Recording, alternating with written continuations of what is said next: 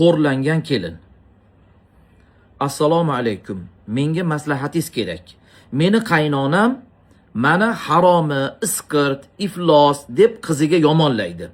Qizi kelib ketgan kundan meni xo'rlaydi. Nima qilay? Qizi ikkalasi bir bo'lib meni yomonlashdan bo'shamaydi. Nima qilay debdilar.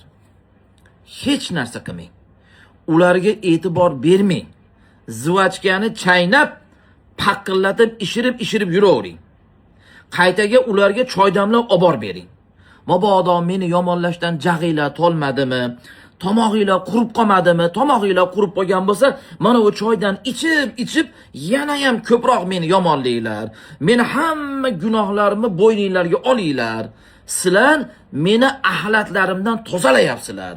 Sizlar meni axlatimdan tozalovchisizlar deb ularga tashakkur, rahmat aytib qo'ying. Xursand bo'ling, ular sizga ishlayapti ekan. Xursand bo'ling. E'tibor bermang ularga.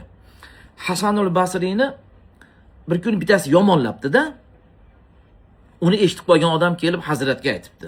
Hazrat, falonchi sizni rosa yomonladi desa, keyin Hasanul Basriy hali odamga qo'liga pul beribdi. Mana o pulni o'sha meni yomonlagan odamga berib qo'y va rahmat aytib qo'ygin debdi. Meni tozalayapti-kan, meni gunohlarimni bo'yniga olyapti-kan, o'sha odamga rahmat aytib qo'ygin degan ekan.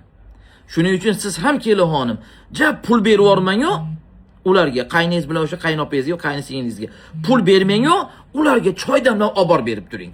Mana o choylarni ichib yomonlayveringlar meni, yana ham qo'shib chachib yomonlaylar. O'sha uni qolgan axlatlarimni ham tozalaveringlar. Rahmat boringlarga shukr. Yaxshi ham sizlar bor ekansizlar, men oppoq bo'lib yuribman deb qo'ying. Ya'ni nimaga e'tibor bermang ularga demoqchiman. E'tibor bermang, ular o'ziga qilyapti. Asli ular siz uchun ishlayapti ular. Sizni tozalayapti ular axlatlaringizdan.